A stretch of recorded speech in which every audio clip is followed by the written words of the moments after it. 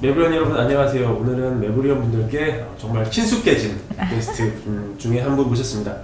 인기 게스트, 미녀 게스트 리얼아이 박감사님 모시고 말씀 나눠보겠습니다. 안녕하세요. 네, 안녕하세요. 네. 자, 오늘은 그동안 주로 이제 뭐 부동산 하락 이런 얘기만 주로 하다가 감사님 모시고 조금 감사님의 전문 분야를 살려서 좀 그 인덱스한 내용을 조금 같이 얘기해 보려고 모셨거든요. 먼저 경매 분야를 조금 여쭤보려고 해요. 네네. 지금 이제 부동산 시장이 뭐 하락기에 접어들고 또 금리도 많이 오르고 해서 이제 경매가 시장에 많이 쏟아지지 않겠느냐 이런 많이 얘기가 나오고 있거든요. 직업이 평가사 하시니까 가장 먼저 현장에서 이런 움직임을 접하실 것 같아요. 좀 상황이 어떻습니까? 사실 이제 제가 소속되어 있는 법인에서는 많이 하는 편은 아니고요. 이제 개인 사무소 위주로 평가가 이루어지는 그렇군요. 시장이고요. 의뢰 자체는 굉장히 많이 늘어나고 있다고 많이 늘었어요? 하더라고요. 경매를 시작하게 되는 원인이 있을 거고 그거에 대해서 통지를 하고 뭐 이렇게 하면서 진행되는 시간이 있으니까 지금도 늘어나고 있는데 앞으로는 더 많이 늘어날 수 있다. 그렇게 상황을 보시면 될 것 같고 네. 지금 8월에 경매 지금 진행되는 게 거의 10,000건 가까이 되거든요. 그럼 이게 전달 대비해서 한 10% 넘게 올라간 수준이에요. 그리고 낙찰률은 오히려 좀 떨어지고 네. 참여하려는 사람들은 좀 줄어드는 형태. 왜냐하면 경매 자체도 사실은 자기 자금으로만 한다기보다는 대출을 활용해서 하는 건데 이런 부분에도 좀 제한이 있다 보니까 금리도 올라가고 하다 보니까 이제 참여 자체가 좀 떨어지는 그런 상황이라고 볼 수 있습니다. 그럼 8월에 10,000건이 나왔으면 그게 언제 문제가 돼서 나온 건가요? 보통 이제 굉장히 케이스 바이 케이스이기 때문에 시간이 걸리고 중간에 이제 이해 관계자들이 어떤 의견을 제시하고 이러면 좀 집행 절차가 지연이 됐고 이런 상황이 되기 때문에 좀 시간이 걸리는 거는 이제 어느 정도 걸린다 이렇게 말씀드리기는 어렵고, 네, 평가 같은 경우는 이제 보통은 그러니까 평가를 하고 실제로 우리가 이제 입찰에 참여하게 되는 시점까지는 뭐 한 6개월에서 1년 정도는 좀 시간이 걸린다고 볼 수 있습니다. 부동산 하락기에 보면은 감정평가 시점과 지금 어떤 시세 이런 그쵸. 거 간에 괴리가 좀 있다고 들었거든요. 그러니까 이제 경매 시장이 지금까지 뜨거웠을 때는 항상 낙찰가율이 아파트 같은 경우에 지금 뭐 서울이나 뭐 경기 좀 괜찮은 지역들 같은 경우 100% 넘어가는 경우가 많았었는데 이제 100% 밑으로 떨어지는 게 기사로도 나오고 있잖아요. 근데 뭐 감정평가액이 8억인데 나는 뭐 입찰 금액을 시세가 10억 뭐 이렇게 가기 때문에 입찰가를 뭐 9억대로 쓴다든가 이런 식으로 감정가를 초과해서 입찰을 하는 경우가 많이 생기고 그런 분들이 이제 낙찰을 받게 되는 상승장에서는 이제 그런 상황이 생기는데 가격이 어떤 정점을 지나서 지금 떨어지고 있다라고 생각되는 시점에서는 그 평가하는 시점이 가장 높을 때 평가를 한 거잖아요. 그리고 나서 뭐 6개월이 지났든 1년이 지났든 시간이 어느 정도 경과한 후에 이걸 기준으로 판단을 해야 되는데 시세가 그거보다 훨씬 낮으면 입찰가 자체가 낮아지고 그러면서 이제 낙찰가 자체도 비율이 좀 떨어지는 그런 현상이 나타나고 지금도 그게 나타나고 있죠. 네. 그러면 지금 6개월 전이나 1년 전에 감정평가가 되는 물건이면은 지금 시세는 감정할 때보다 많이 떨어져 있겠네요. 그렇죠. 그래서 꼭 시세를 확인하는 게 필요하고 그리고 시세라는 것도 인터넷 사이트에 나와 있는 이제 시세를 보면 그 현장의 정확한 상황을 파악하기가 어려워요. 왜냐하면 호가로 내놓는 거고 매도자가 매도를 희망하는 가격으로 보통 물건이 나와 있는 거기 때문에 그거보다 실제로 이제 실제 나와 있는 물건들 또 조정 가능한 금액들 이런 것들을 파악을 해서 그걸 기준을 잡고서 경매에 참여를 하셔야 된다고 생각을 합니다. 네. 이 감정평가가 된 감정평가서를 봤어요. 네. 아파트의 경우에. 그러니까 토지분과 건물분을 이렇게 따로 감정을 해가지고 그걸 합산하는 그런 구조더라고요. 아, 그거는 이제 보여지기만 그렇게 보여지는 거고 거예요? 집합 건물 같은 경우는 다 토지와 건물을 합쳐서 평가를 한다고 생각을 하시면 돼요. 그래서 아파트 시세, 뭐 주변의 공동주택 시세, 유사 아파트 시세를 보고 또는 실거래가, 뭐 이런 담보 전례, 평가 전례 이런 것들을 다 판단을 해서 뭐 전용 면적당 얼마 정도로 해서 전체를 기준해서 평가를 하고 배분을 하는 이유는 예를 들어서 10억에 평가를 한 다음에 토지에 소속되는 게 뭐 3, 뭐 건물에 소속되는 게 7, 뭐 이런 식으로 비율을 나눠서 이제 금액이 표기가 되는 거거든요. 그거는 이제 이유는 경매라는 게 결국은 어떤 그 부동산에 대한 권리관계가 있는 사람들이 신청을 하는 거잖아요. 근데 전체에 일괄해서 걸려있는 권리관계가 있을 수 있고 토지에만 걸려있는 권리관계가 있을 수 있거든요. 그러면 그 어떤 권한 자체가 나는 토지에만 권리를 갖고 있는 사람이라면 그 토지 가격에 대해서 권한이 행사가 되는 거기 때문에 그 비율을 이제 배분해 놓는 게 필요하고 그래서 이제 표기를 해주는 겁니다. 오래된 아파트는 왜 건물 가격은 감가상각 된다고 하잖아요. 네네. 그러면 그럴 때도 그렇게 좀 보정을 하시나요? 어떻습니까? 그 이제 비율 자체가 나눠지는 거는 지역별, 뭐 연식별, 뭐 이런 것도 규모에 따라서 많이 다르죠. 그래서 그거는 이제 경매의 어떤 이제 지침서 같은 게 있어요. 그래서 그래요? 이제 연구를 해가지고 통상적으로 이 지역은 비율이 어느 정도 된다, 이 지역은 어느 정도 된다, 이런 게 이제 비율이 있고 그걸 기초로 해서 이제 판단을 해가지고 비율을 나누는 거죠. 아파트 같은 경우에 거래가 많이 되는 경우는 평가하기가 쉬우실 것 같은데 뭐 평수가 굉장히 큰 아파트랄지 조금 비교할 만한 사례가 없는 그런 물건은 그래서 마지막 거래가 5년 전이고 이런 거예요. 근데 경매에 나왔어요. 그럼 어떻게 평가를 좀 하십니까? 많이 거래가 되고 일반적인 사람들이 다 알고 있는 지역의 아파트 같은 경우는 여기 뭐 시세가 10억이다. 그럼 평가 금액도 10억 원저리에서 나오겠죠, 거의. 근데 이제 지금 말씀하신 것처럼 통상적이지 않은 물건들, 전용 면적당 단가가 어느 정도 수준인지를 판단을 하는 거죠. 그래서 뭐 유사한 물건들, 그러니까 주변의 주위를 좀 넓혀서 생각을 하고 아니면 연식이나 이런 걸로 가격대가 어느 정도는 이제 파악을 할 수 있거든요. 이제 그게 저희 영역이기도 하고 그래서 이제 그걸 판단을 해서 그 개별 물건이 갖고 있는 특성을 조금 반영해서 이거는 뭐 전반적으로 여기에 아파트 뭐 50평대의 전용 면적당 단가가 뭐 500만 원이다. 근데 이 물건의 경우는 좀 더 위치가 좋고 뭐 고급화됐고 뭐 이런 게 있으면 그거에 대해서 판단을 해서 조금 더 올리고 뭐 이런 식으로 판단을 하는 거죠.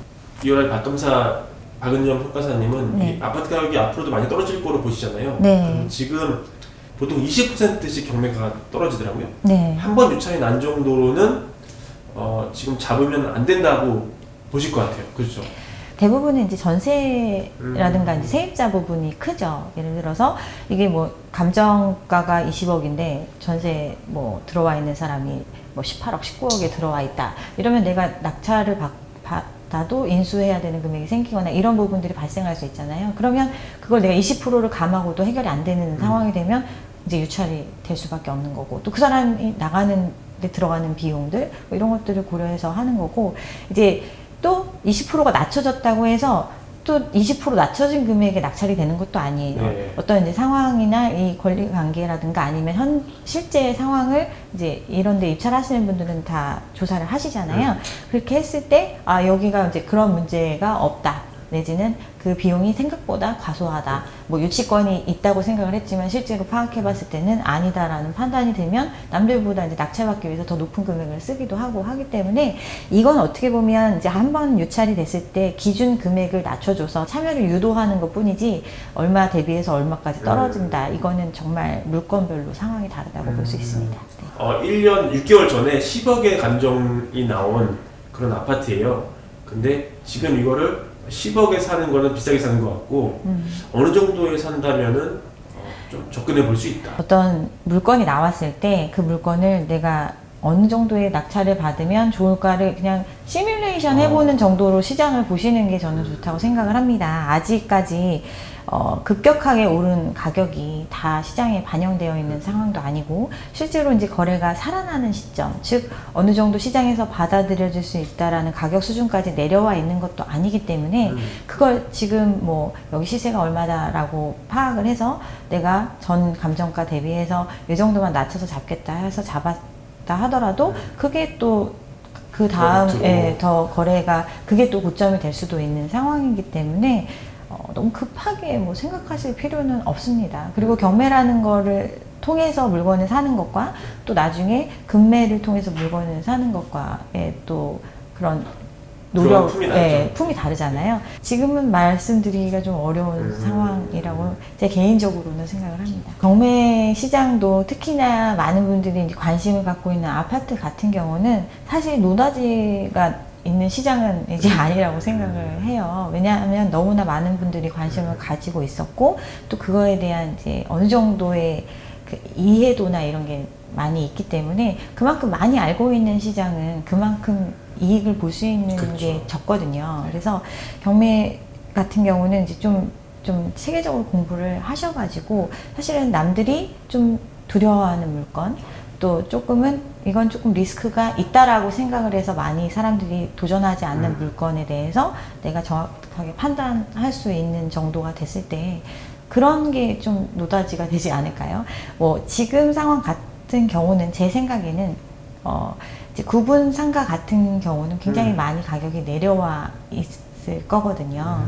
분양가 자체가 워낙 높은 금액으로 분양이 됐고 네. 또 그런 지역들이 공실률도 높고 하다 보니까 견디지 못해서 경매로 넘어오는 경우가 굉장히 많이 있어요. 근데 그것도 이제 뭐 80% 그러니까 20% 떨어지고 40% 떨어지고 이 정도 수준이라고 하더라도 실제 그 지역의 임대료 수준이나 이런 걸 고려했을 때는 아직도 높은 금액이거든요. 근데 이런 게 뭐 30%대, 20%대까지 떨어지는 경우도 있어요. 그러면 사실은 그런 물건들은 내가 이 물건을 통해서 엄청난 시세 차익을 누리지는 못하더라도 실질적으로 그 정도의 임대료를 감당하면서 들어올 수 있는 지역의 상권이고 이런 거에 그런 물건이라면 그런 거는 이제 좀 고려해 볼 수 있겠죠. 구분 상가가 매우 많이 떨어졌을 때. 매우 많이 떨어지는 데는 이유가 있어요. 워낙 금액이 높게 분양을 했기 때문에 그런 거고, 그렇지만 그런 것들 중에서도 옥석 가리기를 해서 이제 어느 정도 많이 이제 거품이 제거되어 있는 상태에서 내가 이거를 매각 차익을 뭐 어떻게 해보겠다라는 것보다는 이 부동산이 꾸준히 어떤 임대 수익을 줄 수 있을 거로 판단되는 물건들, 이런 것들을 고르는 것도 괜찮은 방법이죠. 지금 금리가 되게 많이 올랐는데 임대료가 한 몇 % 나온다고 확신이 들면 좀 잡아도 될까요? 예전에는 사실은 4, 5%는 나와야지 이제 매매를 하고 이랬었거든요. 근데 요즘은 그 어떤 부동산을 사면 그 시세 차익이 있다고 생각을 하니까 이런 이제 수익률을 거의 포기한 것도 많아요. 상업용 부동산에 대해서도. 그러다 보니까 뭐 2%대 뭐 이런 것도 많고, 지금 최근 같은 경우는 금리가 많이 올라갔잖아요. 그러니까 임대료 받는 거를 다 이자로 내고도 자기 돈을 좀 보태는 형태, 이렇게 지금 거래를 하긴 하거든요. 어쨌든 부동산이라는 걸 소유하고 있으면 내가 언제든 환가하기는 좀 어려운 물건이거든요. 내가 원하는 시기에 바로 할 수 있는 건 아니기 때문에 이걸 내가 유지하고 감당해 나갈 수 있는 선, 금리보다는 조금 높은 수준의 임대료나 임대 수익을 줄 수 있는 물건, 그런 정도에서 매입을 하는 게 저는 바람직하다고 생각을 합니다. 꼬마 빌딩 같은 경우는, 그러니까 우리가 어떤 부동산 투자의 종착역이라고 볼 수 있어요. 결국은 이걸 돈으로 갖고 있으면 내가 이거를 언젠간 잃어버릴 수 있다라는 그런 불안감이 항상 자산가들한테는 존재하거든요. 그럼 결국은 내가 자식한테 물려줄 수 있는 물건으로서의 부동산을 하나 소유하기를 원하는 그런 물건들은 사실은 어느 정도 그 현금 흐름이 있는 사람들이 미래를 대비해서 매입을 하시는 경우가 많으니까 경매까지 나오는 경우가 흔하지는 않아요. 만약에 나왔을 때는 어느 정도 내가 현금 동원력이 있고 하면 관심 가져볼 필요가 있죠. 경매를 공부하다 보면 NPL이라는 단어가 떠오르더라고요. 네. NPL. 이걸로 어떻게 돈을 벌 수 있는지 설명을 좀 부탁드리고 싶은데요. 2016년에 이제 법 바뀌면서 사실 개인이 NPL 투자하기는 굉장히 뭐 불가능한 네. 상황이라고 볼 수 있습니다. NPL은 부실채권이잖아요.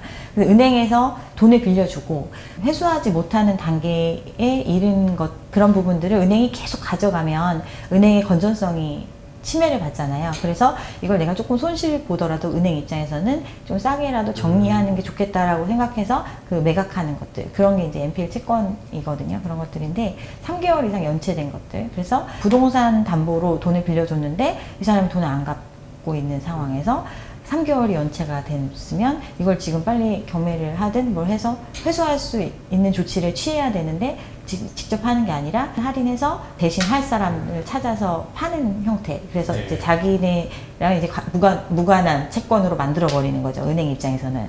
네, 그런 것들인데, 그러니까 결국은 부동산의 담보로 돈을 빌려준 그런 걸 투자를 하게 되면 사실은 굉장히 큰 레버리지를 활용해서 투자를 할 수 있는 방법이다 보니까 내가 들어간 거에 비해서 물건을 잘 판단하고 알 수 있다면 수익률이 좀 많이 좋거든요. 그래서 이제 관심을 많이 가지시는 것 같습니다. 투자하는 방법이 두 가지 정도로 생각을 하시면 되는데, 하나는 근저당권 자체를 내가 그냥 사오는 거, 이런 투자 방법이 있고, 내가 채무를 인수하겠다고 약정을 해서 이제 그 유동화 회사와 계약을 하는 형태. 이런 게 이제 어떻게 들어가요?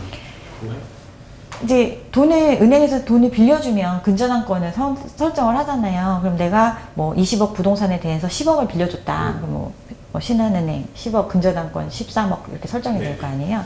그러면 이거를 내가 이제 부실 NPL로 내가 샀다. 그러면 내 이름으로 바뀌는 거죠. 신한은행이 아니라 이제 저로. 근저당권 자체를 소유권을 갖고 와 버리는 형태.